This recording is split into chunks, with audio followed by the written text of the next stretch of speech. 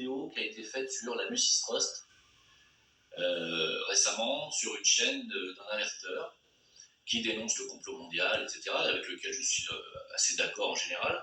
Sauf que là, je suis obligé de rétablir la vérité parce qu'il dit des mensonges tout simplement par ignorance.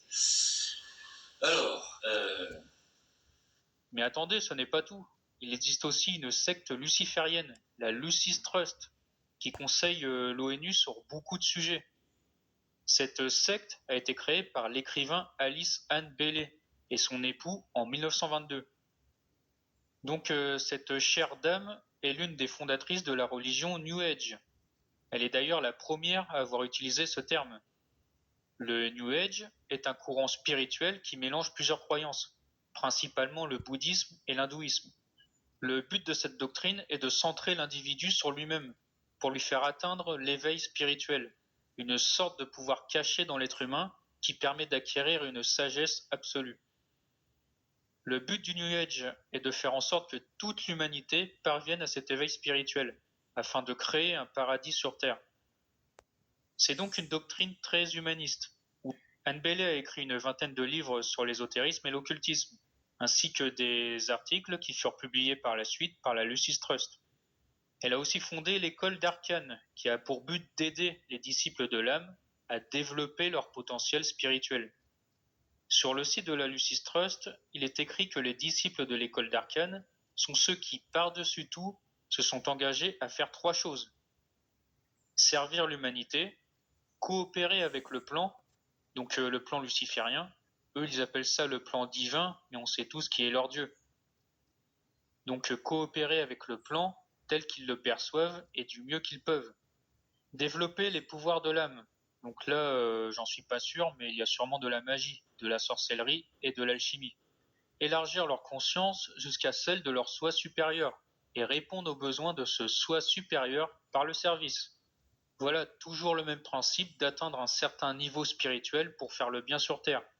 Vous voyez comme c'est très élitiste, car pour atteindre cet éveil spirituel, eh bien il faut travailler pendant des années, et bien sûr payer des cours. C'est pas donné à tout le monde. C'est très caractéristique d'une secte.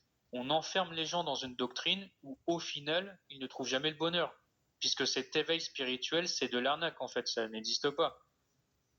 Et puis les dirigeants de ces sectes se font des couilles en or avec tous ces naïfs qui achètent leurs cours et leurs livres hors de prix. C'est comme la scientologie, les témoins de Jéhovah. Il accuse Alice Bailey, il accuse les enseignements de son école d'être une secte, d'être une école de manipulation, etc.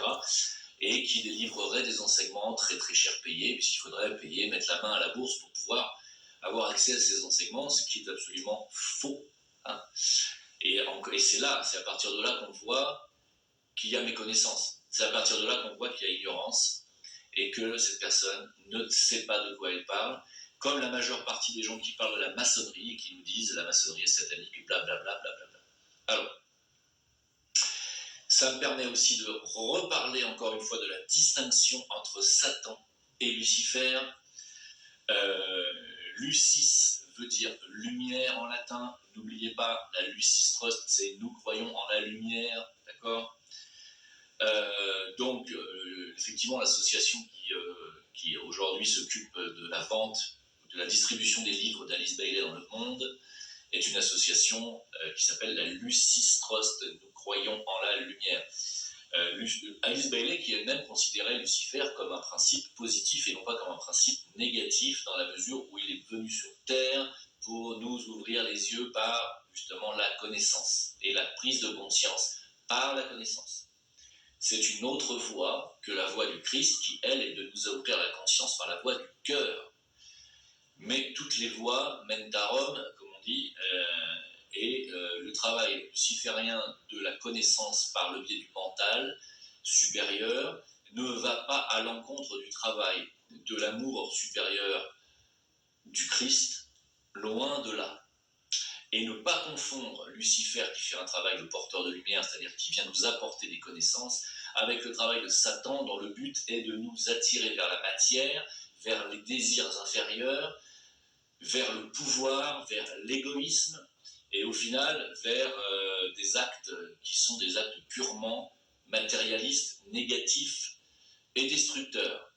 Ce qui n'a rien à voir avec le travail luciférien de prise de conscience par la connaissance. J'espère que vous faites bien cette distinction, et si je suis bien là sur cette planète, je pense que c'est bien pour essayer de vous faire comprendre ça une fois pour toutes. Parce que je me fais systématiquement rembarrer par les cathos qui viennent me faire des commentaires sur mes vidéos quand je parle de l'Église, quand je parle du Christ, quand je parle de Jésus, qui viennent me dire « tu n'as strictement rien compris » parce que... Et ils me sortent tous les extraits de la Bible avec les références.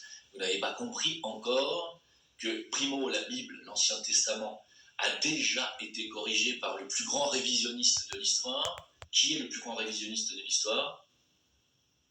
C'est Jésus. Et oui, il est venu réviser les Écritures. Il est venu réviser l'Ancien Testament. Il est venu pour apporter une autre parole, pour dire